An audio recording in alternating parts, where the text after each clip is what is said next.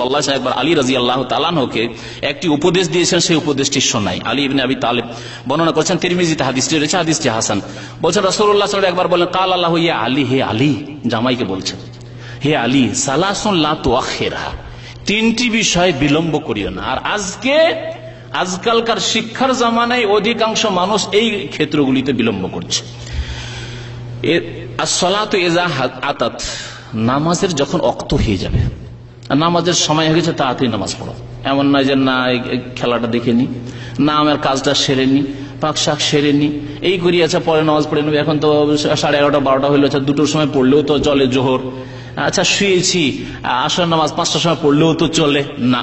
সবাইকে বলছি, পুরুষদেরকে বলছি, নারীদেরকে বলছি, বোনদেরকে বলছি যে নামাজের ক্ষেত্রে বিশেষ করে মহিলারা যেহেতু তাদের জামাত নেই, আর বাড়িতে হয়তো একা নামাজ পড়বে, ভাবছে যে 3:30 4টার সময় আবার নামাজ পড়ার কি জরুরি, ঘুমিয়ে যায়, 5:30টার সময় উঠে নামাজ পড়বো, এটাই তো আমার নামাজ।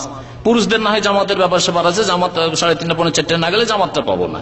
কিন্তু মহিলারা এরকম অনেক সময় হবে, তার খবরদার না। নবী সাল্লাল্লাহু আলাইহি ওয়াসাল্লাম নারী পুরুষ সবাইকে সম্বোধন করে বলেছেন, তিনটি বিষয়ে বিলম্ব করিও না। তার একটি হচ্ছে নামাজের আউয়াল ওয়াক্তে নামাজ পড়বে, নামাজই বিলম্ব করিও না।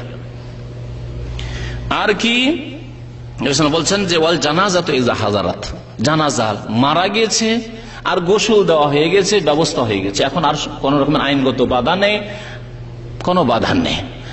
ছেলে আছে কোথায় চাকরি করে, চিটাগাঙে থাকে, কালকে আসবে, থাক।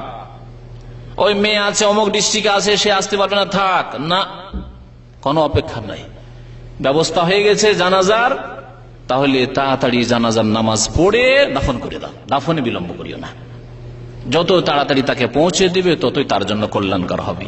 আর 3 নম্বর আজকের বিষয়ের সাথে সম্পর্ক, ওয়াল আইয়ামু ইযা ওয়াজাদতা লাহা কুফুয়ান, অবিবাহিত ব্যক্তি, অবিবাহিত ছেলে হোক অথবা অবিবাহিত মেয়ে হোক, যদি তার সমতুল্য ওই রকম তার উপযোগী ছেলে পেয়ে যাও বা মেয়ে পেয়ে যাও, বিশেষ করে ছেলেদের ক্ষেত্রে বলা হয়েছে এখানে, মানে ছেলে যদি ওই রকম উপযোগী পেয়ে যাও, মেয়ে আছে আর মেয়ে মাশাআল্লাহ, এই কথা ভাবিয়েন না যে না ওকে অনার্স করাবো, ওকে ডিগ্রি পাস করাবো অথবা MA মাস্টার করাবো তারপরে বিয়ে দেবো, এখন মেডিকেলে পড়াচ্ছি, এখন এই পড়াচ্ছি না, ওইসব করিয়েন না। কারণ এইসব করতে গিয়ে ভালো স্বামী অধিকাংশ মেয়েরাই পায় না, বাস্তব সত্য। নবী করিম সাল্লাল্লাহু আলাইহি ওয়াসাল্লাম বড় সুন্দর উপদেশ দিয়েছেন, যখন কোনো মেয়ের ভালো ছেলে পাবে তাড়াতাড়ি বিবাহ দিয়ে দাও, লা তুআখিরহা, বিলম্ব করিও না। সুতরাং ছেলে মেয়েদের লালন পালনের ক্ষেত্রে এটিও আপনার দায়িত্ব রয়েছে যে মেয়েদের বিবাহের ক্ষেত্রে বিলম্ব করবেন না। ভাবেন না যে না না না না এখন 22 বছর বয়সে দিব বিয়ে, না 17 18 হয়েছে দিয়ে দেন, মাধ্যমিক পড়া হয়েছে, উচ্চ মাধ্যমিক পর্দার মধ্যে যতটুকু পড়াইতে পেরেছেন বিবাহ দিয়ে দেন। বিবাহ দেওয়ার পরে যদি ভালো ক্ষেত্র পান, শুধু মহিলা সমাজে রেখে যদি পড়াইতে পারেন, মহিলা কলেজে পড়াইতে পারেন, পড়ান, পড়াশোনায় বাধা নেই শরীয়তে। শরীয়ত কোন রকমের জায়েজ উন্নতিতে বাধা দেয় না। অনেকে ভাবে যে না না শরীয়ত মনে হয় এগুলোতে বাধা দিচ্ছে। বাধা কোথায় দিচ্ছে? যেখানে ফিতনার আশঙ্কা আছে সেখানে যেতে পারবেন না আপনি, যেখানে গেলে আপনার মুখ কালা হয়ে যেতে পারে। আপনার মেয়ের বিবাহ দিয়েছেন আর তারপরে আপনি তাকে সহশিক্ষায় দিয়েছেন, দেখা গেল যে আপনার জামাইয়ের মুখ কালো করে দিল, আপনারও মুখ কালা করে দিল। এমন না হয়, অন্য কোনো ছেলের সাথে যাতে না বেরিয়ে চলে যায়। ওই রকম ভালো পরিবেশ যদি তৈরি করতে পারেন, মহিলা কলেজ, মহিলা ইউনিভার্সিটি তৈরি করেন না।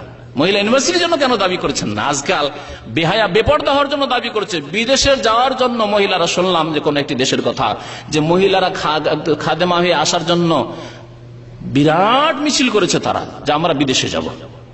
হ্যাঁ, ঢাকা ইউনিভার্সিটির মেয়েরা, যুবতীরা, তারা মিছিল করলো যে আমাদেরকে কেন রাত্রে যেতে দেওয়া হবে, রাত্রে আমাদেরকে বের হইতে দিতে হবে। কেন এই মিছিল করছেন না যে আমাদের জন্য পৃথক ইউনিভার্সিটি লাগবে, ঢাকায় আর একটি ইউনিভার্সিটি, শুধু মহিলা ইউনিভার্সিটি লাগবে? কেন করছেন না এগুলো? কেন আল্লাহ এইরকম ভালো বুদ্ধি দিচ্ছে না? কেন সৎ কাজ করার তৌফিক দিচ্ছে না? কারণ অন্তর চাই না, আপনাদের অন্তর চাইতে হবে সৎ কাজ করার জন্য।